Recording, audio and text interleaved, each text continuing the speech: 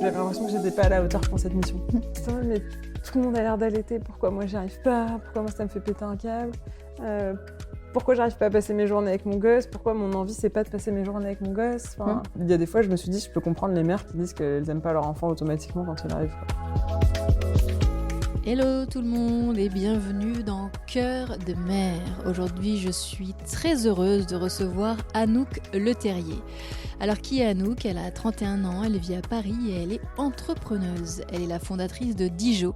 Dijo, c'est une marque française de compléments alimentaires et de probiotiques dédiée au bien-être intestinal, fondée en 2018, juste après qu'Anouk ait découvert l'impact des probiotiques sur sa propre santé. Anouk est aussi maman de 2 enfants et dans cet épisode, on va s'intéresser autant à l'entrepreneuse qu'à la femme, à ce que ça fait de devenir mère quand on est en train de construire une entreprise, une identité professionnelle forte, une vie de couple. Et à ce moment précis où tout se superpose, le corps, le travail, les hormones, les responsabilités et cette nouvelle vie qui arrive sans vraiment demander si on est prête.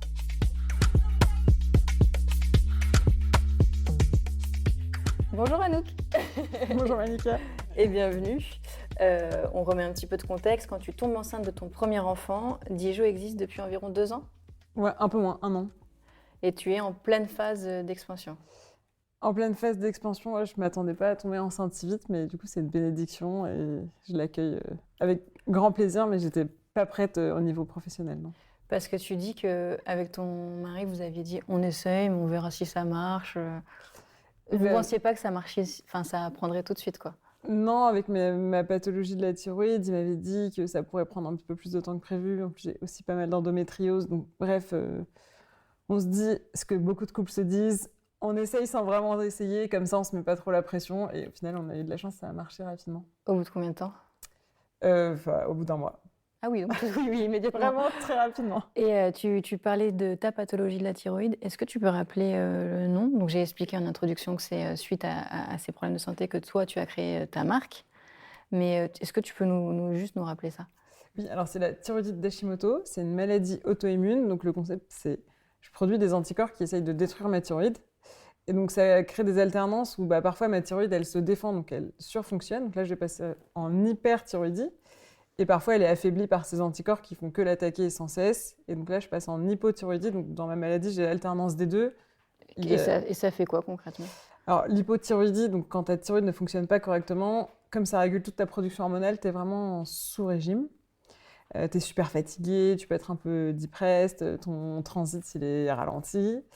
Et l'autre extrême, là, quand tu es en hyperthyroïdie, tu es justement surstimulé, tu vas beaucoup transpirer, tu vas te réveiller la nuit, tu vas être assez nerveux. Voilà. Ça, c'est tous les jours? C'est tous les jours une recherche subtile d'équilibre entre les deux. Maintenant, j'ai beaucoup appris à vivre avec, à décrypter les symptômes. Mais effectivement, quand on m'a diagnostiqué cette pathologie à 25 ans, j'ai pas de médecin dans ma famille et je dois faire un petit peu tout ce travail pour apprendre à vivre avec cette maladie que j'en ai toute ma vie, c'était un énorme choc. Et du coup, c'est là où tu as cherché pour toi-même Exactement, et c'est comme ça que j'ai fini par lancer Dijo avec Lisa, mon amie d'enfance. Justement, dans tout ce parcours du combattant pour essayer de mieux vivre avec mes symptômes, mieux vivre avec mon traitement qui est à l'époque du lévothyrox. Donc voilà, un traitement hormonal aussi, donc qui n'est pas sans effet secondaire et pas forcément toujours agréable. Et donc toute T'avais quoi comme effet secondaire? C'est un médicament que tu dois prendre 20 minutes à jeun le matin avant de manger. Et ça avait tendance à me faire tomber dans les pommes. Donc tous les matins, je devais prendre mon traitement. Je savais qu'il fallait que j'attende 20 minutes avant de manger. Je ne pouvais pas bouger de chez moi parce que sinon j'allais tomber dans les pommes. En fait, il faut réguler les dosages. Le lévothyrox, on peut augmenter les dosages en fonction de comment ça évolue. Donc il faut aussi être à l'écoute de son corps. Sauf que le suivi endocrino qui va avec, il n'est pas aussi régulier. Et en plus, nous les femmes, quand on va chez le médecin, on a un peu tendance à minimiser les symptômes. Donc j'osais pas dire à mon médecin, genre, franchement, le lévothyrox, ça m'aide pas non plus. Genre, limite, je me sentais mieux avant. Justement, tous ces symptômes, en fait, ça a augmenté mes fluctuations. C'est-à-dire que j'en prenais quand j'étais en hypothyroïdie. Et ça me faisait vite repasser en hyper. Et voilà, enfin bref, j'avais vraiment du mal à stabiliser mon état et ça me fatiguait énormément. Et c'est toi qui t'es soignée toute seule? Toute seule, franchement, je dirais pas. C'est toi qui as trouvé la solution? Grâce à Instagram, mais vraiment d'avoir cherché plein de contenus, beaucoup de contenus outre-Atlantique évidemment. Et aussi la naturopathie qui m'a beaucoup aidée. Je me suis fait accompagner par une naturopathe à ce moment-là. Et j'ai revu toute mon hygiène de vie. Que tu continues d'avoir aujourd'hui une hygiène de vie stricte? Oui, alors maintenant j'ai 32 ans, donc c'est un peu plus normal, on va dire, de ne pas sortir tous les soirs, pas boire de l'alcool. Mais à l'époque, quand on m'a diagnostiquée, j'étais encore étudiante. Et autant dire que ça a été un gros frein dans ma vie sociale. J'avais vraiment l'impression d'être en décalage. Donc maintenant, j'ai plus l'impression d'être une ayatollah de l'hygiène de vie. Mais c'est vrai qu'il y a presque 10 ans maintenant, quand on m'a diagnostiquée, c'était assez contraignant. Et tu dis que tu as une endométriose aussi? Oui. Et ça, tu le sais depuis quand? Pareil, tard, on me l'a diagnostiqué quand j'ai eu 18 ans. J'ai failli rater mon bac à cause de ça. C'est une petite anecdote que je n'ai jamais racontée à une personne. Alors, je suis ravie, je l'écoute. La plus grosse crise d'endométriose de ma vie, le jour de mon bac de physique SVT, donc le jour où j'ai mes 2 spécialités, parce que j'étais en bac S, parce que j'étais vraiment la petite fille modèle qui voulait cocher toutes les cases. Et là, carrément, je tombe dans les pommes pendant l'examen du bac. Okay. Genre, le lycée appelle mes parents, donc mes parents étaient là. J'ai fini mes exos de bac à l'infirmerie du lycée avec mes parents à côté, à cause de l'endométriose. Et je me souviens très bien parce qu'il y a la traditionnelle, la fête du bac, c'était le dernier jour, et le soir, j'avais pas pu y aller parce que juste j'étais tellement mal à cause de mes maux de ventre. Et c'est là, enfin, où quelqu'un m'a pris au sérieux quand je lui ai dit que j'avais mal au ventre quand j'avais mes règles. Avant, on ne te prenait pas au sérieux? On me donnait de l'Antadis, du Spasfon, enfin les médicaments classiques antidouleurs, mais sans chercher l'origine du problème. Ça, c'est un truc qui m'énerve. Parce qu'on n'en parlait pas du tout à l'époque, quoi. Non, on n'en parlait pas du tout. Et surtout, c'est aussi ce qui m'énerve dans les maux de ventre aujourd'hui, puisque c'est devenu un petit peu mon expertise avec Dijo, c'est on va soulager les symptômes, mais on va jamais chercher l'origine du problème pour se dire comment on résout vraiment le problème une bonne fois pour toutes. Et il faut se diriger vers qui pour chercher l'origine du problème? Faut faire beaucoup de choses par soi-même, franchement. Pour chercher, essayer de comprendre. Maintenant, les médecins, ils ont quand même beaucoup évolué. Il y a beaucoup d'alternatives naturelles. Franchement, je recommande toujours un suivi naturopathique. C'est une approche assez complète, assez holistique aussi. Je critique pas du tout la médecine classique, mais c'est vrai qu'aujourd'hui, en France, c'est 2 approches qui sont opposées. Alors que tu penses qu'elles devraient travailler ensemble? Justement, elles devraient fonctionner ensemble. Moi, longtemps, quand je voyais mon endocrinologue et que je lui disais, je voyais une naturopathe, elle me disait, ça vous fait du bien à la tête. Ah ouais, il n'était pas du tout... Non, après, je comprends chacun son expertise. Et en plus, on a aussi un système qui fait qu'on a des hyper spécialistes de chaque sujet. Alors que justement, la naturopathie, ce qui est intéressant, c'est que c'est une approche hyper globale. Donc tout ça pour revenir... j'ai eu tous les écueils classiques, que ce soit avec l'endométriose ou avec mes problèmes de thyroïde, tu dois un peu chercher par toi-même, chercher le meilleur de tous les mondes, parce qu'une approche naturopathique, ça peut aussi être un peu extrême quand on dit faut plus manger de gluten, faut aussi prendre avec des pincettes. Ça, tu le fais pas? Non, je le fais pas. Moi, je suis extrémiste dans rien du tout. Je pense que le fondamental d'une bonne santé, c'est du bon sens. C'est-à-dire manger un peu de tout, se faire plaisir, mais en même temps... Je dis souvent, les gens me disent « Non, mais moi, mon ventre, ça va pas du tout. Je peux pas faire d'excès. » C'est comme tout, tu peux faire des excès. Tu peux demander à ton ventre de courir un sprint, mais il peut pas courir un sprint 7 jours d'affilée. À un moment, il faut lui laisser un peu de temps de récupération. C'est assez logique, en fait, quand on y pense. Et donc, quand on commence à mettre un petit peu en place ce genre de choses, genre là, je vais faire un week-end avec des copines, je vais boire du vin, fumer des clopes, c'est mon plaisir, j'ai envie de décompresser. Surtout quand tu deviens maman, t'as vraiment besoin de décompresser parfois. Oui, tu vas le faire là Le lundi, mardi, non, je le fais pas là. Mais bientôt, c'est ma résolution de 2026. Ah, il n'y a pas encore de date de fixer? Non. C'est bientôt, je vais le faire. Bientôt, je vais le faire, ouais. Non, là, je suis assez... On a eu beaucoup de chamboulements côté Dijon en 2025, donc là, je suis vraiment focus sur le travail, remettre tout vraiment dans un processus où je suis plus alignée, parce que tu sais ce que c'est, mais quand je suis devenue maman, pour la première fois, ça m'a chamboulée, mais la deuxième fois, encore plus. Ah oui? Dans le sens où ça prend plus de place, là, les enfants, quand ils deviennent 2. Et ils sont assez rapprochés, en plus. Oui, et j'avais du mal à... Enfin, j'étais dans la culpabilité permanente entre passer du temps au travail, passer du temps avec mes enfants. Et là, je sens que je suis arrivée à la fin de ce cycle où je veux vraiment trouver une solution pour pas avoir l'impression de me couper en 50. Et du coup, tu penses que quelle va être la solution? Vraiment sanctuariser du temps dans ton agenda. Et du coup, effectivement, là, les week-ends entre copines, c'est pas ma super priorité. Là, j'ai vraiment envie de réussir à trouver un équilibre où je suis pas toujours en train de courir après le temps, tout le temps. Et créer des vrais moments où tu profites aussi, parce que tes enfants, tu les retrouves le soir, mais le soir, c'est pas le moment le plus agréable pour être avec eux non plus, parce que... c'est la fin de journée. Ouais, ils ont eu leur journée. Toi, t'es crevé aussi. Exactement. Donc, essayer de penser out of the box, c'est-à-dire j'ai la chance de pouvoir choisir mon emploi du temps, de remanier tout ça, remanier l'organisation en interne de Dijon, c'est ce que j'ai fait beaucoup dernièrement avec mon associé qui est aussi devenu maman il y a un an, de est-ce que on veut pas casser ce schéma classique du bureau de 9h, 18h, alors que nous, ça correspond pas à ce qu'on cherche pour profiter de nos enfants? Alors, qu'est-ce que vous allez faire? Alors là, du coup, on s'est séparé toute l'équipe. Mmh. C'est-à-dire qu'en début décembre, on s'est retrouvés à 2 dans le bureau. Ah oui, Alors vous que repartiez des zéros, quoi. il y a un an, on était une douzaine.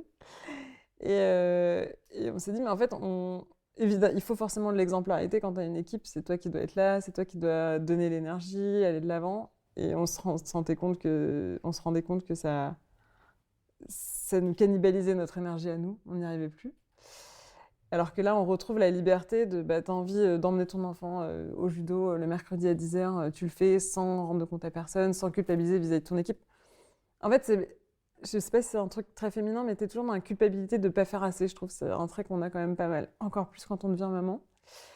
Tu te mets la barre très très haute. Alors déjà, avec Lisa, on était des éternelles insatisfaites. Alors là, je pense que voilà, ma charge mentale, elle a atteint un climax.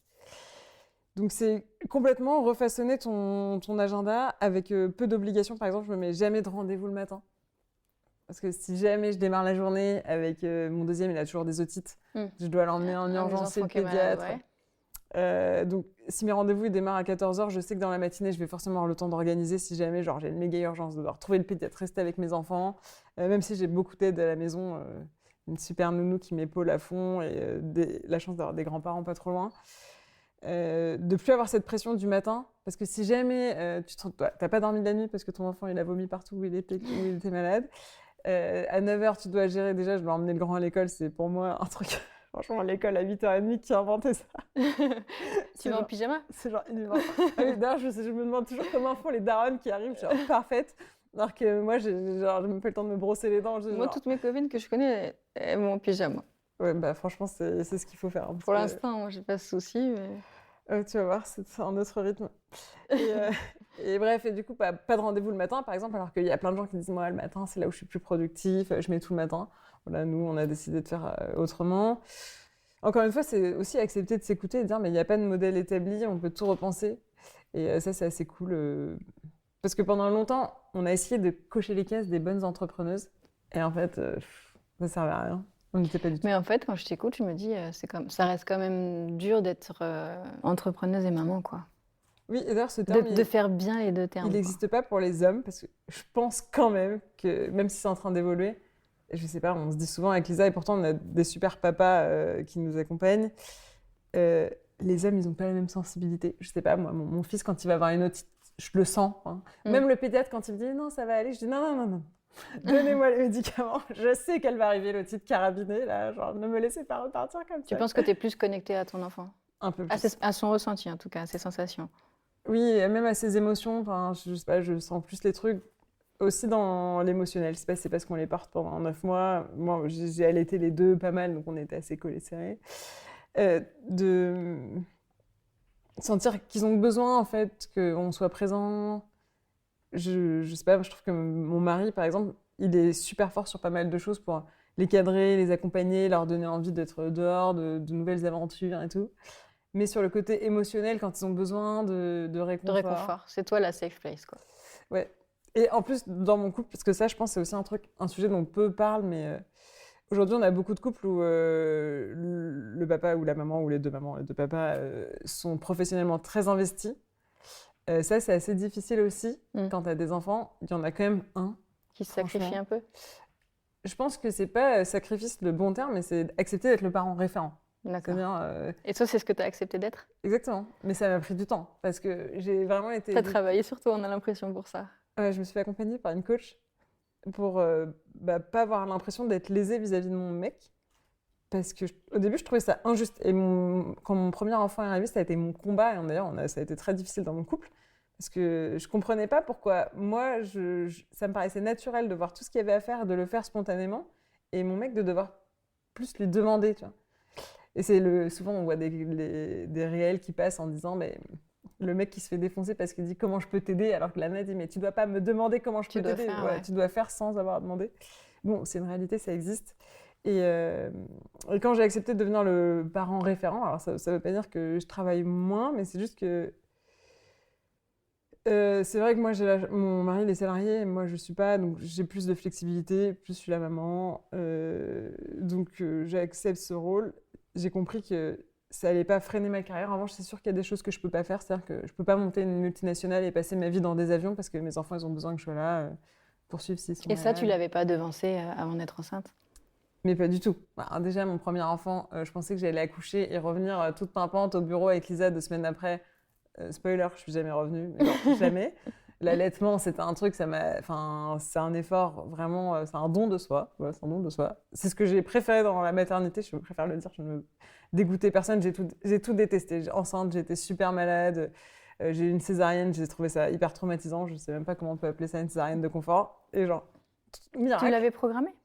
Oui, parce que j'attendais un macrosome, un énorme bébé. D'accord.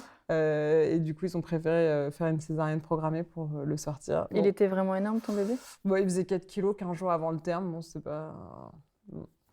Bon, au final, je ne peux pas refaire l'histoire. Je pense que c'était aussi la phase Covid où il y a eu beaucoup de gros bébés. Parce que nous, les femmes enceintes, à l'époque, on n'était pas vaccinées. Donc vraiment, tu étais enfermée chez toi, sur ton canapé, à manger des Kit Kat, quoi.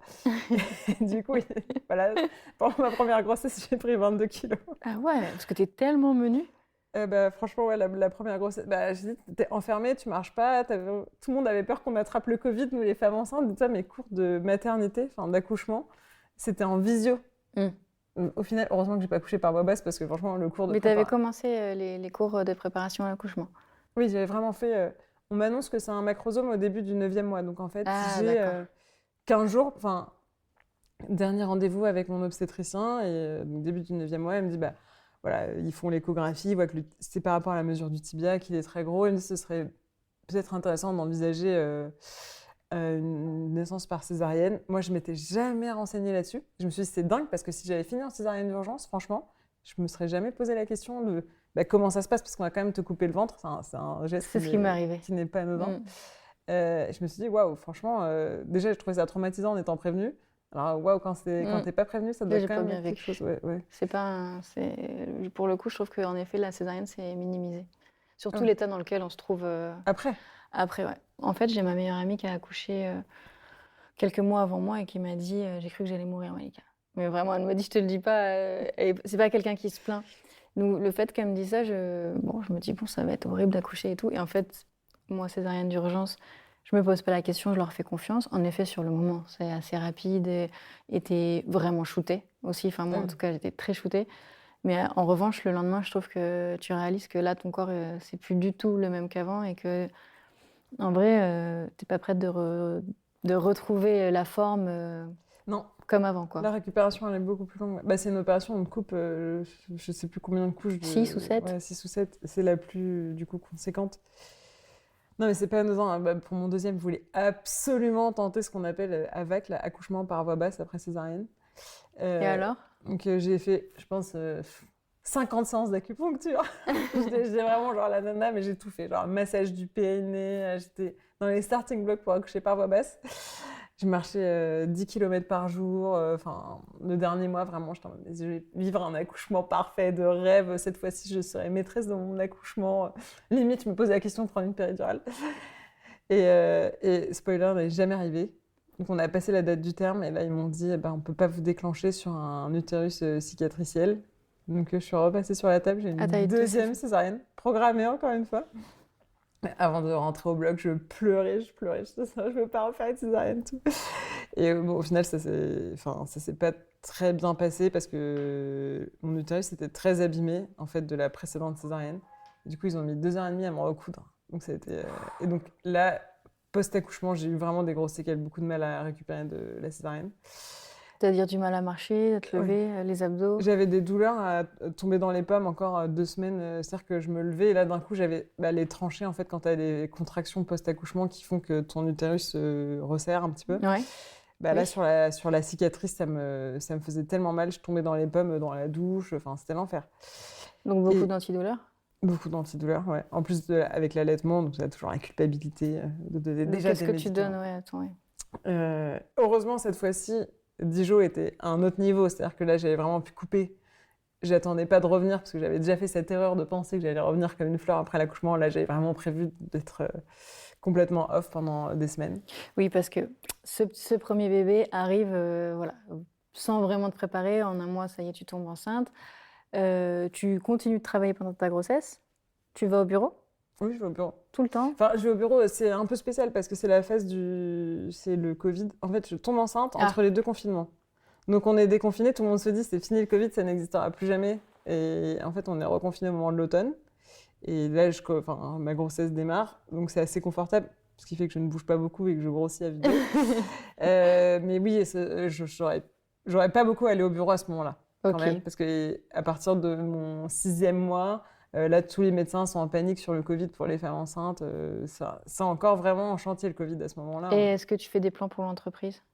Non, en plus à ce moment-là, vraiment, on est les seules personnes dans Dijon avec Lisa, donc on fait tout l'opérationnel. Donc moi, quand je m'en vais, Lisa, elle se tape le double du travail. Elle t'en veut pas ? Non, elle m'en veut pas, heureusement.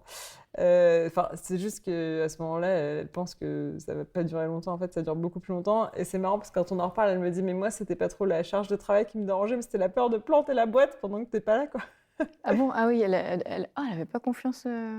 Bah, tu sais, quand t'as beaucoup de travail, t'es aussi un peu épuisé, t'as moins de recul. Être 2, ça aide énormément quand même à se confronter les avis. Et donc, bon, au final, on a surmonté cette épreuve ensemble, et ça nous a renforcés. Et surtout, elle a été hyper présente pour moi par rapport au choc que j'ai vécu. Et ton mari, lui, vous vous projetiez durant la grossesse ? En fait, tu peux jamais trop savoir à quoi t'attendre. On se projetait, mais lui, si tu veux, c'était l'époque où il a eu que 15 jours de congé paternité. Donc, ça allait très vite. Et après, il est retourné au taf. Et donc, en fait, c'est l'extase, ton bébé arrive, tu le découvres, tu te rends compte. Et en fait, 15 jours après, genre, ça y est, la magie est finie, t'es solo toute la journée, en pyjama, avec les cheveux gras. Personne n'est là pour t'aider, personne ne te donne le mode d'emploi. Et toi, mais je vais péter un câble, en fait. Genre, et ta maman, parce que quand t'as monté Dijon, t'es retournée vivre avec ta maman. J'imagine que vous étiez proches. Ouais, on est super proches. Ma mère, elle travaille beaucoup. Elle t'a pas dit ça va être comme ça, après ça va être dur ? Non, elle a oublié. Mais c'est vrai que t'oublies. Je trouve que cette génération a oublié. Parce que j'ai la sensation que ma mère a oublié, mais j'ai pas l'impression que notre génération va oublier que c'est difficile, ce postpartum. Oui, c'est vrai. Ma mère, elle en a eu qu'un. Tout s'est bien passé. Elle était super jeune. Tu es enfant unique, alors. Oui, je suis enfant unique. Mais non, mais elle m'a pas dit. Franchement, je lui ai dit d'ailleurs, franchement, c'est pas très sympa, il faudrait prévenir. Non, parce que je t'ai écouté en interview, je me dis, bon, bah, elle était avec sa maman, ça veut dire qu'elles sont proches, donc du coup, ta fille tombe enceinte, j'imagine que tu es proche de ta fille durant la grossesse, et que tu la préviens potentiellement que l'après, il est pas hyper évident. En fait, on parle très peu de postpartum, et tu vois, quand j'ai demandé sur Instagram aux gens de quoi vous avez envie de parler, tout ça, et c'est un sujet qui est le plus revenu, quoi. Où les femmes se sentent si seules, pas prévenues, et t'as ton petit bébé qui est là, qui dépend de toi, pour toujours, mais tu te sens terriblement seule et incomprise, je trouve. Oui, puis c'est un cheminement, en fait. Ton identité, elle va changer radicalement. Comme tu dis, il y a une personne qui dépend de toi. T'as ta charge de responsabilité qui explose parce que t'as envie d'être la meilleure maman du monde, vraiment. Et tu sais pas comment faire parce qu'il n'y a pas de mode d'emploi. Et après, tu en doute. Exactement. Ça change ton identité, ça change ton rapport à ton mec, ça change la manière dont les gens te voient. Enfin, même en tant que femme, je sais pas, par rapport à ton corps. Enfin, parce que on est de plus en plus dans une société du paraître, donc en plus ton corps en postpartum, c'est quand même un chantier. Ça fait mal tout ça. Enfin, Tu l'as vécu de la même manière la deuxième fois ou tu t'étais préparée ? Non, la deuxième fois, ça allait beaucoup mieux. Vraiment, ça n'a pas été un choc aussi radical. La première fois, j'ai subi, parce que vraiment, je ne savais pas à quoi m'attendre. La deuxième fois, déjà, j'étais enceinte en même temps que mon associé, donc c'était assez sympa. La première fois, j'avais envie de revenir à ma vie d'avant. C'est-à-dire que j'avais envie d'avoir... Tu regrettais presque, en fait. J'avais envie d'avoir cet enfant, mais j'avais envie d'avoir aussi toutes les libertés que j'avais avant. Alors que le deuxième, tu sais que de toute façon, cette liberté, elle est finie. En fait, tu as fait un travail d'acceptation, quoi. Exactement. Ça de faire un petit peu le deuil de la Anouk d'avant et d'accepter ce nouveau volet, quoi. Puis surtout quand tu essayes de nager à contre-courant, il y a que toi, tu finis juste par t'épuiser parce que le monde continue d'avancer et toi, Non, je ne peux pas accepter que je dois être chez moi tous les jours à 18h et aller chez le pédiatre 300 fois par mois. Et après, tu lâches l'affaire. De toute façon, vraiment, tu dors plus. T'es en mode, OK, this is my life. Maintenant, il faut que j'organise ça. Et c'est un peu pourquoi il y a eu autant de chamboulements côté Dijon. C'est, à un moment, il y a une réalité, quoi. Ta vie, elle change. Tu deviens maman, tu peux pas demander aux gens d'être autant sur le front. D'ailleurs, les papas aussi, franchement, on charge les mamans, mais les papas aussi, ils sont tristes de ne pas pouvoir profiter de leurs enfants à cause de leur job. C'est juste que eux, ils vivent l'injonction contraire. Nous, on a l'impression d'être tirés vers le bas par la maternité. Eux, ils sont tirés vers le bas par la pression professionnelle qu'ils ont, parce que on a encore ce schéma assez traditionnel souvent, que c'est l'homme qui doit... En fait, en plus, avec ce que tu viens de dire en début de podcast, où tu as cette sensation que c'est la mère et que c'est intuitif, quand tu faisais cette réflexion-là, je me suis dit, finalement, le schéma ne va pas tant évoluer que ça. Non. Il évolue... Tant qu'on continuera d'avoir une famille, finalement... Ouais, non, c'est possible. Moi, par exemple, j'ai ce modèle où mon papa, c'est un vrai papa poule. D'ailleurs, après mon premier enfant, j'ai fait un burn-out parental, je pense. Tu t'en es rendu compte au bout de combien de temps ? J'ai accouché début mai et c'est arrivé mi-juillet. C'est-à-dire que, un matin, je me souviens très bien, c'est un lundi matin, le lendemain de week-end du 14 juillet, où mon mec avait été là pendant 3-4 jours, c'était sympa. Et le lundi, il repart au taf. Et là, je me disais, je ne peux pas une journée de plus toute seule, être en tête-à-tête avec mon gosse à allaiter toute la journée, parce que l'allaitement, c'était aussi quelque chose de... J'ai vraiment cette extraterrestre collée à mes nichons toute la journée. Je ne savais pas comment faire pour m'en défaire. Et là, je ne savais plus quoi faire. Vraiment, mon cerveau, il ne pouvait plus réfléchir. Et j'ai eu un réflexe de survie. C'est j'ai fait une valise, je suis montée dans ma voiture, j'ai mis mon bébé et j'ai foncé tout droit chez mon père, qui habite on est originaire de Chinon avec Lisa, et donc nos parents, ils ont des maisons là-bas, et il était en vacances là-bas, et je l'appelle en partant de Paris, je lui dis, papa, je suis là dans 3 heures, faut que tu m'aides. Et il me dit, ok ma chérie, pas de souci. Il a été à la hauteur ? Et je t'explique, je suis arrivée, je lui ai donné le bébé comme ça. Il savait encore faire ?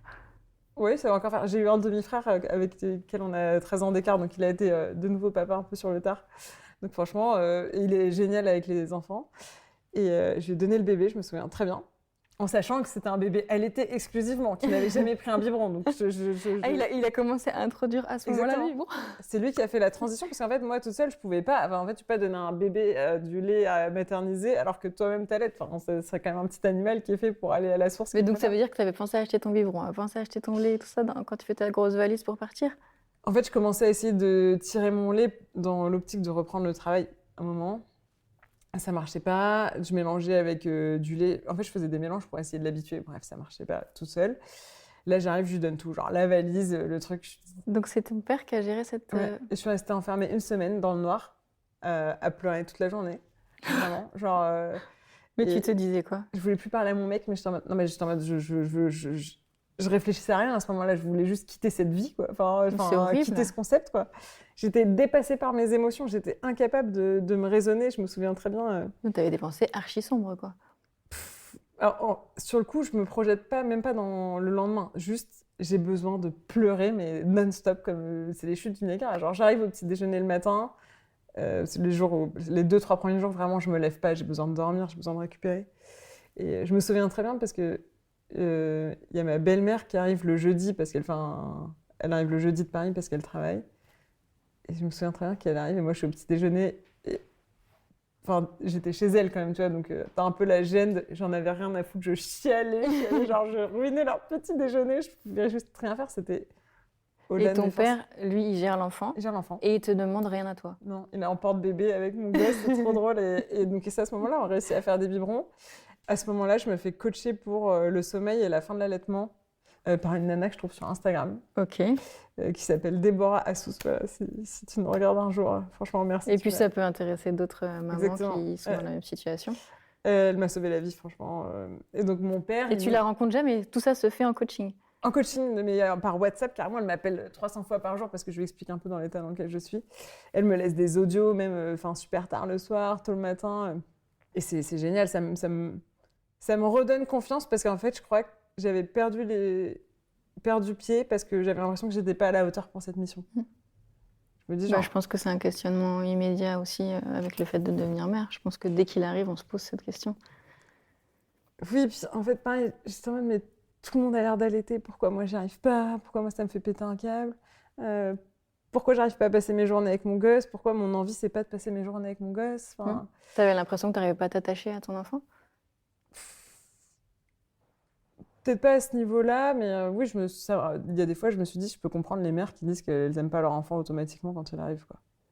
Parce que la charge qui va avec, c'était franchement dur. J'ai eu des douleurs quand même de ma césarienne, même pour le premier pendant longtemps.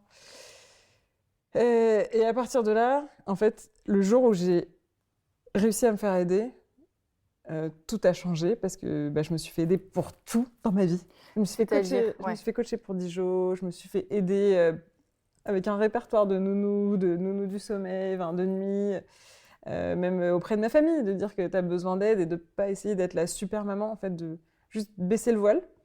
Et c'est marrant parce que j'ai commencé à communiquer dans ce sens-là par rapport à la maternité. Et ça a aussi influé ma manière de raconter ma vie entrepreneuriale, parce que forcément, à ce moment-là, niveau Dijon, je suis zéro, enfin, je suis juste pas là. C'est ton associé qui gère, quoi. Exactement. Et de l'avoir raconté, c'était assez nouveau à l'époque de raconter un peu l'envers du décor, qui est d'ailleurs le nom de ma newsletter, où tu racontes en fait la réalité de l'entrepreneuriat. C'est un peu comme la maternité, tout le monde glorifie les super mamans qui font tout pour l'entrepreneuriat, tout le monde glorifie les super entrepreneurs qui sont partout et nulle part, alors que ça n'existe pas. Enfin, il n'y a pas de sacrifice, il y a toujours des compromis quelque part. Et je trouve que dans cette société, encore une fois, où on est beaucoup sur les réseaux, tu as l'impression qu'il y a des gens qui ont des vies incroyables. C'est le but, ouais. Voilà. Alors qu'il n'y a pas de fast track, en fait. C'est comme tout. Tout dépend de ton objectif et ce avec quoi tu vas être aligné. Moi, je respecte n'importe quel objectif. Hein, si tu as envie de passer tout ton temps avec tes enfants, si tu as envie de gagner de l'argent, si tu as envie de voyager beaucoup, tout peut se faire. Juste, tu peux pas tout faire sans compromis. En vrai, ça oblige à vraiment se re-questionner, se reconnecter avec nos envies profondes. Est-ce que ton papa, du coup, il a un lien particulier avec ton premier enfant? Oui, même avec le deuxième, franchement, c'est vraiment un papa gâteau. Alors, grand-père, je t'explique même pas, là, c'est un niveau... Non, parce que je trouve que pour cette génération-là, c'est pas... Non, c'est pas du tout évident. Et moi, ça m'a vachement biaisé parce que comme j'ai eu un papa poule, vraiment, pour te dire, avec mon père, on est dans une relation hyper fusionnelle. La première fois que j'ai fait l'amour, je me sens très bien, que je l'ai raconté à mon père. Et genre, mes copines, elles étaient hyper choquées en mode genre, pourquoi tu as raconté ça à ton père? Je sais pas, comme tout le monde l'a raconté à sa mère. Moi, je raconté, bref, je voyais pas la différence, tu vois. Et c'est pour ça que quand moi-même je suis devenue maman, j'étais pas prévenue qu'il y avait cette différence, on va dire, d'une certaine façon. Je l'avais pas préempté. Et tu t'es pas sentie à ce moment-là, c'est pas en guerre avec ton chéri, mais distancée de lui, Ah si, c'était la guerre. J'avais envie de le tuer. Je me dis, mais moi, tout ce que je me suis tapé, parce qu'il y a quand même un truc où genre, le mec, il a un orgasme, toi, t'es enceinte pendant 9 mois, tu te tapes tous les dérèglements hormonaux. Moi, j'ai pris 22 kilos, on m'a coupé le bide. Et après, j'avais genre les seins en sang. Je suis en mode, mais à quel moment? Surtout, tu te sens privé de liberté, en fait, par rapport à... Ne serait-ce que pendant... Je trouve que c'est un sentiment qui est né déjà durant la grossesse, où le nombre de choses que tu peux faire diminue, vs la vie de l'autre à côté est exactement la même, quoi. Et après, le postpartum, là, c'est là où le problème, il arrive vraiment. C'est pourquoi les hommes, ils s'arrêtent pas aussi longtemps que les femmes. Parce que là, du coup, là, c'est deux trajectoires différentes que tu penses. C'est-à-dire que l'enfant, tu sais, personne ne sait faire au début, donc moins tu passes de temps avec lui, moins tu sais faire. Et du coup, dès que les hommes reprennent le travail, là, le fossé, il se creuse à une vitesse grand V. Et... C'est là où toi, tu as commencé à... Ah ouais. Allaitement, pas d'aide, toute seule, lui qui va bosser. Tu lui en voulais? Ah, mais j'en voulais à mort. Mais à mort, vraiment, on a failli se séparer. On a failli se séparer après toute cette épreuve. En plus, moi, j'étais un schéma où j'ai été élevée par ma maman solo, qui était genre hyper successful professionnellement. Donc, je voyais pas d'ombre au tableau pour réaliser la vie que je voulais, c'est-à-dire être une femme indépendante, libre et tout. Et on a beaucoup retravaillé sur notre couple. Je me suis fait accompagner. Carrément, je devais écrire des lettres pour enlever toute la haine que j'avais en moi contre lui. À ce point-là? Ah, mais j'avais des trucs, je me réveillais à 3h du mat, carrément, il fallait que ça sorte. Tellement j'étais énervée, alors qu'il portait aussi beaucoup de responsabilités qui viennent du système dans lequel on vit, en fait. Mais moi, je n'arrivais pas à accepter. Je trouvais vraiment que c'était injuste. Je me dis, toute ma vie, on m'a dit d'être une battante, d'être au niveau des mecs, C'est là, je trouve, à ce moment-là, qu'on réalise que finalement, c'est pas... Exactement. C'est pas vraiment égal. Et ça le sera jamais. Oui, et je pense que c'est ce que j'ai mieux vécu pendant ma deuxième grossesse, c'est que j'attendais pas qu'on soit à 50-50 en fait. Oui, tu avais accepté, c'est ça qu'on sent dans le discours que tu as. Et puis, il y a cette nounou Ouais, qui est colombienne, exactement. que tu as trouvée à quel moment? Angelica. Je l'ai trouvée. Mon premier enfant, j'ai pas eu. J'avais pas encore Angelica, sauf que la nounou avec qui je travaille à ce moment-là, c'était le moment du Covid, elle avait 3 enfants et elle était tout le temps cas contact Covid. Donc elle Ok. venait jamais, quasiment. Euh, Et donc là, à un moment, enfin, je peux plus. Enfin, genre, à un moment, ça fait genre 4 semaines qu'elle vient pas. Mon mec, encore une fois, bah, lui, il a pas le choix de pas être au bureau. Donc, sur qui ça retombe encore de garder l'enfant? Anouk.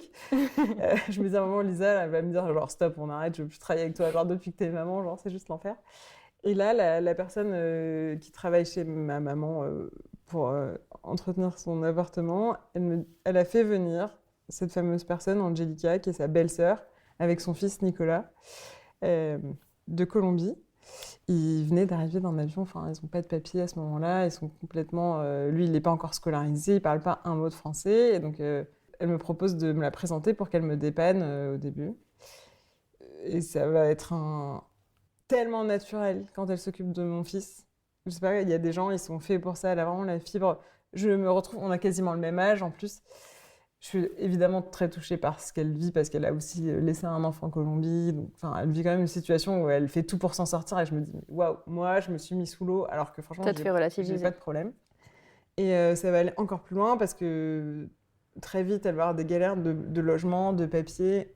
Et donc, ça fait 6 mois qu'on se connaît. Et là, je lui propose, pour lui rendre service et pour l'aider, de venir vivre chez moi. Donc, elle vient Euh, chez toi. Elle vient chez moi parce que je l'héberge et je pense que ça va durer un mois à ce moment-là pour la dépanner parce qu'elle n'a pas d'appart, qu'elle n'a pas de papier. Enfin bref, on est dans une certaine galère. Sa seule source de revenus, c'est moi, en sachant qu'elle envoie aussi de l'argent en Colombie. Et en fait, c'est pas très longtemps avant, enfin c'est 1 an avant les JO. Et donc à ce moment-là, moi je cherche à lui retrouver un appartement pas loin de chez moi pour qu'elle puisse travailler dans des conditions impossibles de trouver un appartement avant les JO à louer, enfin un Ouais, petit bien studio sûr. à Paris.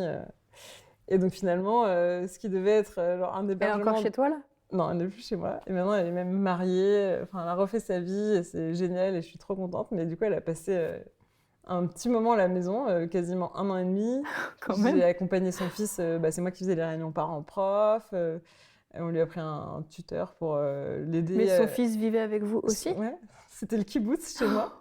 C'était 2 cultures. Et c'est marrant parce que de l'extérieur, les gens, ils me disaient, mais comment vous faites Déjà, avant de prendre cette décision, j'ai pas calculé. J'ai vraiment voulu, aider cette femme qui, moi, m'avait tellement rendue en fait, en m'aidant dans ma maternité, en me donnant confiance. Euh, Et au final, ça s'est très bien fait. Tu les as eu pendant 1 an et demi, quoi. Hmm. Il fallait de la place quand même, parce que tout d'un coup. Bah, en fait, on avait un appartement avec 3 chambres parce qu'on savait qu'on allait avoir un deuxième enfant. Parce qu'entre les 2 enfants, on s'est mariés avec mon mec. On s'est rabibochés, on s'est mariés, on est reparti. Vous avez renforcé les bases. Voilà, et donc on a cette troisième chambre, et du coup, elle dort avec son fils là pendant 1 an et demi. Donc effectivement, il y a une grosse proximité. Hein. Enfin, genre, on prend le petit Ouais, déjeuner ensemble, on voilà. dîne ensemble, le week-end on se voit. Enfin, en plus, ils parlent pas la même langue. Enfin, il parle espagnol. Mon mec, il parle pas un mot d'espagnol. Il a fait allemand-latin, donc laisse tomber, c'est un bin, c'est pas possible. Et en même temps, franchement, Toi qui étais chamboulée, tu te rajoutes. ouais, mais ça a été extraordinaire. Et franchement, quand on dit il faut un village pour élever un enfant, ben, j'ai senti ce truc de. Ça m'a baissé mon niveau de stress qu'elle soit là tout le temps. Pas pour avoir quelqu'un, hein, c'est pas mon esclave, loin de là, justement. Mais on est une unité familiale d'une certaine façon et on se partage la charge. Et elle va être là quand je vais accoucher de mon deuxième enfant, elle est à la maison. Et alors, Ah oui. en Donc Colombie, là, ça change totalement ils ont une culture complètement différente du postpartum. La maman, elle doit rien faire pendant un mois. Elle me faisait des soupes pour récupérer, des bouillons. Enfin, On s'occupe de toi. on s'occupe de moi. En plus, du coup, elle m'aide avec mon deuxième. Et de comprendre qu'en fait, c'est juste en France qu'on a ce problème de concept, de D'accompagnement, postpartum. Alors qu'elle, elle disait, mais c'est anormal de ne pas être... En Colombie, les mamans, elles viennent chez leurs filles pendant 1 mois ou 2 pour les aider justement pour faire tout ça. Et je me dis, bah, c'est fou parce que moi, toute ma souffrance, elle vient juste d'un truc culturel de merde, vraiment, désolée pour la vulgarité, mais Ça m'a vraiment fait réaliser tout ça. Et bref, et en plus, partager mon quotidien avec Angélica, ça m'a fait relativiser plein de problématiques. En plus du fait que c'est une personne qui est extrêmement joviale, enfin, je me dis, la nana, franchement, elle a pris tellement de risques. Tu viens avec ton gosse sous ton bras dans un pays que tu connais pas. Qui a quel âge d'ailleurs, son enfant à ce moment-là? Quand il arrive, il a 7 ans. Donc lui, il est scolarisé du jour au lendemain sans parler un mot de français. Donc c'est quand même quelque chose aussi. Et là, maintenant, cette année, il est rentré en 6e, quoi. Il n'a jamais redoublé une classe. Enfin, je suis tellement fière, quoi. Enfin, vraiment, quand il est rentré en 6e, j'ai pleuré. En même temps, en vivant chez vous, il va apprendre encore plus vite aussi le français, quoi. Non, puis on fait très attention à ça. Enfin, encore une fois, on prend un répétiteur le soir pour l'aider. Et bref, cette histoire, voilà, maintenant, ce chapitre s'est refermé. Elle a refait sa vie. Et je suis trop contente. Elle est encore ta nounou. Elle est encore ma nounou. Mais elle arrive à 8h30, elle repart à 19h. Maintenant, c'est un peu différent. Quand même. Ah ouais. Ouais, elle m'aide beaucoup. Dans ta parentalité, dans ta maternité, elle est là. Ah oui, puis pour mes enfants, c'est... Enfin, déjà, Nicolas, c'est un peu leur grand frère de cœur. Il dit ça, je trouve ça mignon. Et oui, elle a un statut très particulier pour mes enfants. Donc la deuxième enfant, tu t'organises autrement. Donc déjà, elle est là, ça change clairement la donne. Est-ce que, avec ton mari, tu te dis, vous faites pas les choses différemment, c'est juste toi qui fais un travail d'acceptation, c'est ça? Bah ouais. En fait, t'attends moins de choses de sa part. Et au travail, puisque ton associée, elle est enceinte en même temps que toi. Comment vous faites? Alors, ça se chevauche pile poil. On a 3 mois d'écart, donc ça tombe bien. Et maintenant, au moment où on accouche de moi, mon deuxième, elle son premier, on a une équipe chez Dijon qui peut faire tourner la baraque pendant qu'on n'est pas là. Il n'y a pas trop de sujets, c'est juste un peu d'organisation, d'anticipation. Donc non, ça se passe radicalement différemment, ça c'est clair. Déjà, on se demande comment tu as fait pour avoir envie d'un deuxième après ce premier passage. Je peux dire, pendant, je pense, les 18 premiers mois de mon fils, j'aurais pu dégoûter une armée d'avoir un gosse. Mais vraiment, genre, c'était hyper extrême sur le sujet. Vraiment, bon, je pense au point que les gens, ils ont rigolé parce que tellement c'était lunaire. Ouais, j'étais pas prête, je m'étais pas préparée, j'avais... Le schéma classique, en plus, du mec qui bosse beaucoup, donc il peut pas être là. Ma mère à moi, elle travaille. Enfin bref, je suis vraiment solo, quoi. Ah oui, toi, c'est pour ça que tu pouvais pas avoir non plus d'aide de ta maman? Non. Très prise. Est-ce que ça, c'est un truc qui, elle, l'a fait culpabiliser? Non. Non. Tu lui en as voulu à elle aussi? Non. J'ai tout mis sur mon mec, c'était plus simple. Mais il est cool quand même, hein? Ouais, franchement, parce que ça en a fait plein la gueule. Non, mais on a fait un travail pour se retrouver après et pour accepter de ça. Et encore aujourd'hui, parfois, j'ai des réminiscences de... Quand je me sens un peu dépassée par tout, bah, c'est à lui que j'ai envie d'en vouloir. Je sais pas pourquoi, parce que bah, c'est lui le coparent, quoi. Enfin, je veux dire, il est compréhensif quand même, hein. Il est compréhensif. En plus, c'est un énorme soutien dans ma vie professionnelle parce que vraiment, il me pousse et il me dit de toute façon, je sais très bien que si tu étais à la maison toute la journée, tu serais encore plus insupportable. Donc ça, c'est son hantise ultime. C'est-à-dire, genre... Va travailler. Tu vas finir par me tromper avec ton prof de Zumba. J'ai dit, bon, c'est trop bizarre de penser ça. C'est genre, comme t'as rien à faire et que t'as pas de vrais problèmes à gérer, tu finis par t'inventer des problèmes. Tu vois, ça, c'est un peu sa vision de la vie. Et donc, du coup, tu penses que vous avez vécu ce qu'on appelle le baby clash? Oui.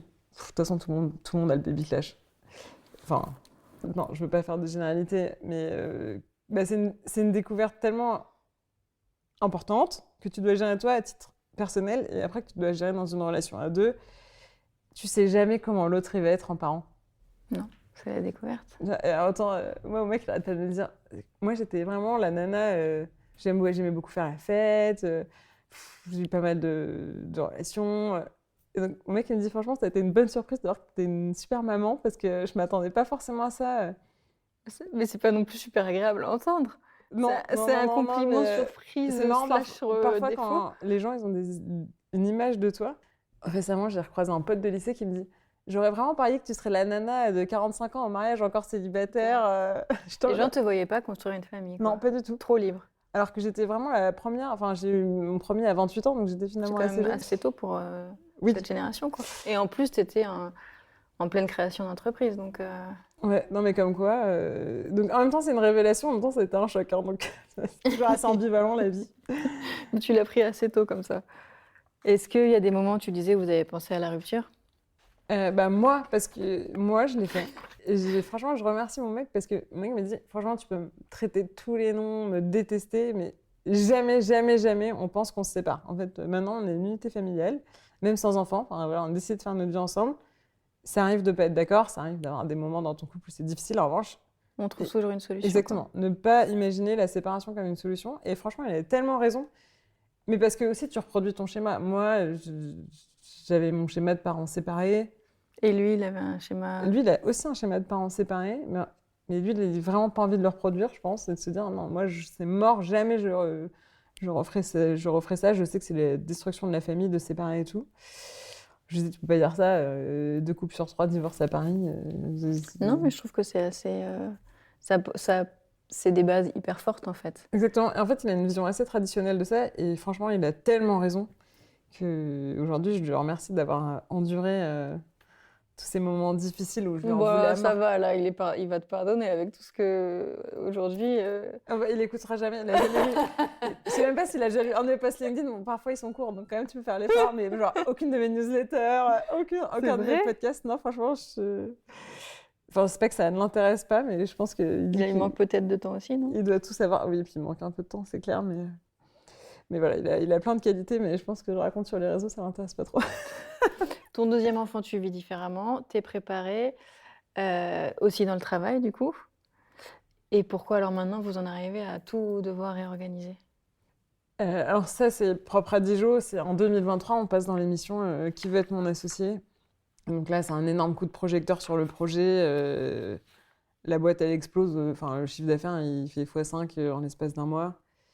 Euh, et là, on va commencer, je pense, à plus forcément avoir une entreprise qui nous ressemble. Parce qu'on rentre dans une sorte de course à la croissance, essayer de faire toujours plus, ce qui n'était pas trop notre philosophie avant. Avant, on avait vraiment envie de faire Dijon pour aider les gens. Pour faire du bien. Voilà, exactement. Et c'est ce qui nous animait énormément. Et je pense que c'est ce qui faisait rayonner le projet, en fait. Et quand on passe dans Qui veut être mon associé, on devient une start-up qui fait des millions. On change complètement de statut. Du coup, on attire aussi d'autres typologies de personnes. Et donc, on recrute des gens pour faire de la croissance, des growth experts, de la pub à fond. Et donc, mes journées, maintenant, c'est plus de répondre aux clients, d'essayer d'imaginer le parcours utilisateur. Ma journée, c'est genre piloter des campagnes, suivre des chiffres. Et en fait, Ça te plaît pas?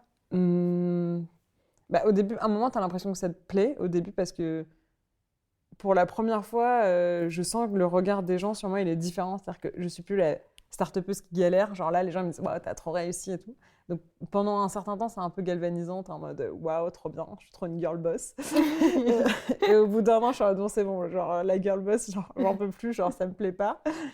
Et sauf qu'au moment où on fait le constat un petit peu de tout ça, je pense la boîte commence à aller un peu moins bien, dans le sens où comme nous, on est épuisés, on n'a plus l'énergie de mettre ce supplément d'âme pour rendre ce projet bien, on va dire.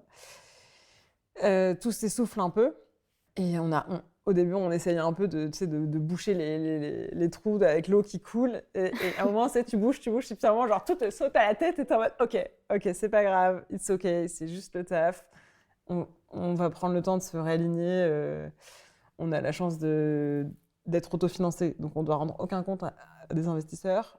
On a du cash, donc on peut se permettre de faire une pause. Genre, donc là, vous êtes en pause. En tout cas, on peut se permettre de repartir d'une page blanche et de se dire, on réinvente la marque. Parce que quand tu fais ça, tu as quand même le risque que les gens ne te suivent pas, quoi. Tu te dis, c'était bien d'y jouer avant, mais moi, je veux pas ce changement. Et on s'est offert ça. On s'est séparé de nos équipes pour repenser aussi notre vie quotidienne, pour retrouver de l'énergie, retrouver de la motivation. Mais c'est le fait d'avoir à la tête de cette entreprise deux jeunes mamans qui a conduit un petit peu à repenser ça quand même. Ouais, franchement. Mais c'est comme la santé du ventre, tu sais, genre... 95% de nos clients sont des femmes, mais parce que nous, on prend trop les problèmes à bras-le-corps. Genre, tu sais, les mecs, ils peuvent plus rester en mode bon, c'est pas grave, c'est pas parfait, mais je reste, non. Nous, les nanas, à un moment, quand ça nous convient pas, ça nous monte au crâne et là, on change. C'est comme quand tu changes de couleur de cheveux, quoi. C'est un peu le concept. Soit sinon, tu changes toute ta boîte ou tu quittes ton mec. Et cette phase de repenser, elle va durer combien de temps? Là, on a annoncé hier la nouvelle vision en avant-première juste à notre communauté. Donc là, on a pendant un mois On a beaucoup d'échanges avec notre communauté, on leur a donné l'avant-première. Et l'idée, c'est de vraiment confirmer cette intuition qu'on a et pour pouvoir en février annoncer vraiment le renouveau de Dijon. Donc ça va aller vite, tu vois, on commence demain, quoi. à prendre toutes les décisions difficiles en septembre. Bon, le temps que tu vois, les gens s'en aillent, qu'on change certaines agences, qu'on change certaines manières de s'exprimer. Et ouais, le renouveau là va arriver normalement en février. Le constat aussi, on évolue sur un marché qui est ultra concurrentiel, les compléments alimentaires. Quand on s'est lancé il y a 6 ans, il n'y avait personne. Encore moins sur Instagram. Maintenant, il n'y a que ça. Quand on a essayé de faire toujours plus de croissance, on a été accompagné par les gens qui nous ont dit qu'il faut sortir plein de cures, il faut avoir de la profondeur de gamme. Des nouveaux produits, quoi. Et alors il y a des produits, je n'en parle jamais tellement genre. J'aime pas cette société déjà où on doit toujours rajouter un nouveau truc. Déjà, je suis maman. Créer pour créer, en fait. Voilà, exactement. Je suis maman, j'essaye de penser à tout ce que je dois faire. Donc, si en plus on me dit qu'il faut que je prenne du magnésium, de la créatine, me faire des injections de peptides, genre je vais péter un câble. Et du coup, on avait vraiment envie de repenser un truc simple qui soit accessible à tout le monde parce qu'on n'a plus trop envie là d'enchaîner les cures. Mais nous-mêmes, on prenait même plus nos produits Dijon. C'est ce que j'allais te demander, ouais. C'est comme les gosses, à un moment, t'en peux plus. Je pouvais plus voir des gélules en peinture parce que c'est vrai que depuis qu'on m'avait diagnostiqué ma maladie, j'étais hyper observante sur ma glutamine, mes probiotiques et tout. Et là, j'étais en mode, franchement, YOLO life. Je prendrais des trucs quand j'ai des problèmes.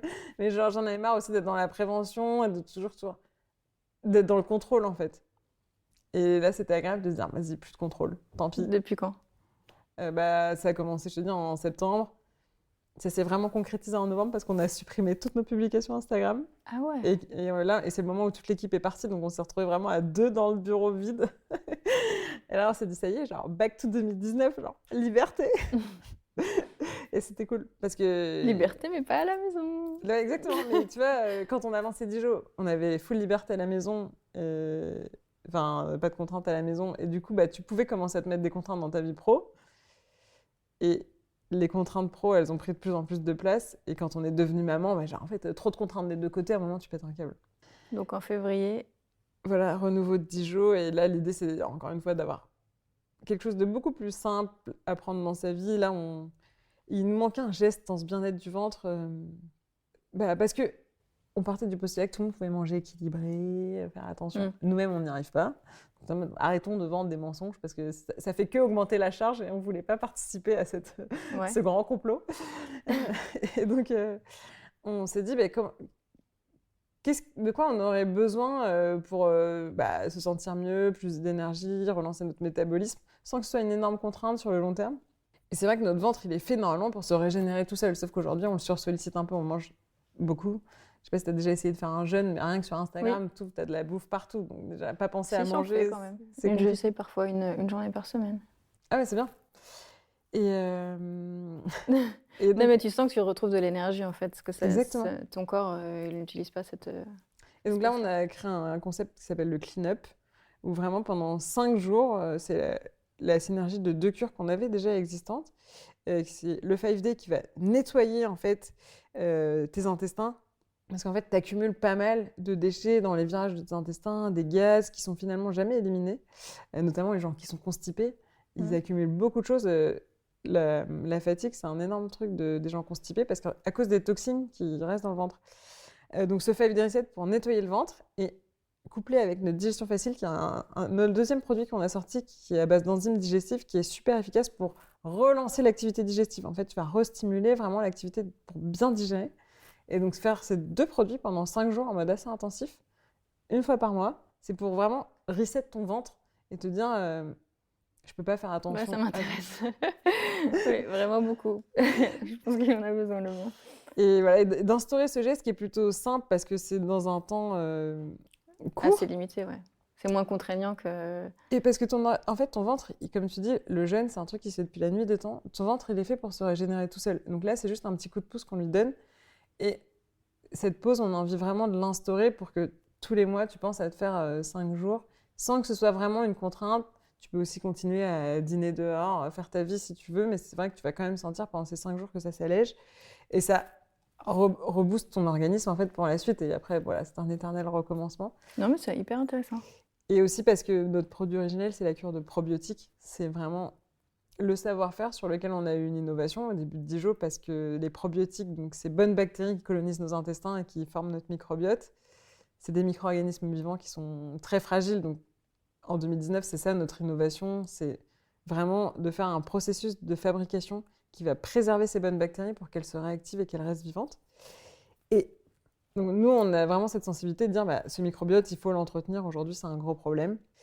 Sauf que prendre ces bonnes bactéries sur un terrain qui est un peu encrassé, c'est pas les mêmes efficacités que sur un terrain que tu as un petit peu nettoyé. Et donc c'est pour ça qu'on a aussi pensé ce clean-up pour optimiser les effets de la cure de probiotiques, qui est vraiment notre best-seller historique. Et ça faisait un moment qu'on travaillait sur ce concept. Et on est contente que ça ait enfin pu voir le jour parce que les recherches dans le domaine du ventre, elles évoluent énormément. Les probiotiques, c'est quelque chose d'assez récent parce que jusque dans les années 2000, en fait, on n'avait pas les moyens scientifiques d'analyser l'ADN de ces bactéries. Donc en fait, on n'avait pas du tout la connaissance qu'on avait autant de milliers d'espèces différentes. Et donc, le temps que ça fasse son chemin dans le monde scientifique, après que ça arrive au grand public. Et en plus, c'est un sujet qui est difficile à étudier parce que c'est le vivant. Et du coup, on n'a pas encore beaucoup de recul. Et donc, cette intuition, bizarrement, en fait, on l'a déjà au moment où on passe dans Qui veut être mon associé. Mais on se fait emmener dans une direction qui est plus la nôtre. Alors qu'en même temps, nous, en bac du projet, on est sur cette R&D de ce concept-là, qui est vraiment l'antithèse de ce qu'on est en train de faire, où on est en train de faire genre, toujours plus de croissance. Alors que nous, ce qu'on veut, c'est vraiment offrir au ventre un reset pour... Donc vous êtes revenu... On est revenu à cette intuition aussi, parce qu'on s'est dit, en fait, il faut se faire confiance. Et je crois que quand t'es maman, c'est un truc aussi, tu prends confiance en toi. T'as gagné confiance en toi, ouais. T'assumes de dire, ce sera à ma façon, avec ma vision. Alors qu'avant, on est vraiment deux profils très classiques avec Lisa, de femmes... Enfin, c'est pas malléable le terme, mais on est les bonnes élèves qui ont toujours coché les cases. Envie de bien faire, quoi. Qui ont toujours envie de bien faire, de faire plaisir à leurs parents. Et quand tu deviens maman, là t'es en mode, de toute façon, rien à foutre de rien. Genre, juste déjà, je vais essayer de survivre moi et de devenir la femme que j'ai envie de devenir. Et voilà, les autres, si vous n'êtes pas contents, tant pis pour vous. Et ça, je pense, ça nous a fait du bien. Et si là, pour conclure, une femme nous écoute, elle est aujourd'hui en plein postpartum et elle est épuisée, elle est perdue, qu'est-ce que tu aurais envie de lui dire? De s'écouter, de se faire confiance, vraiment. C'est normal de vivre ça. C'est une phase de transition qui arrive. Et ce changement, ce doute, il faut l'accepter parce que ça va amener sur quelque chose de plus positif. Et c'est bien de douter. Aujourd'hui, on n'aime pas trop être dans ces positions inconfortables, de sortir de sa zone de confort. On a envie que ça passe, on a envie d'avoir que des moments agréables. C'est désagréable, mais c'est vraiment structurant pour la suite. Et après, on devient inarrêtable. Franchement. Bon courage alors. Il faut se faire confiance. Merci beaucoup en tout cas. Merci à toi. J'espère que vous avez passé un bon moment, que vous avez rigolé, que vous avez été ému. On se retrouve très vite avec une nouvelle maman. Et puis en attendant, comme d'habitude, on peut discuter sur mon Insta, Malika Bénard 14. Et puis vous pouvez écouter les autres épisodes, les autres rencontres sur toutes les plateformes d'écoute.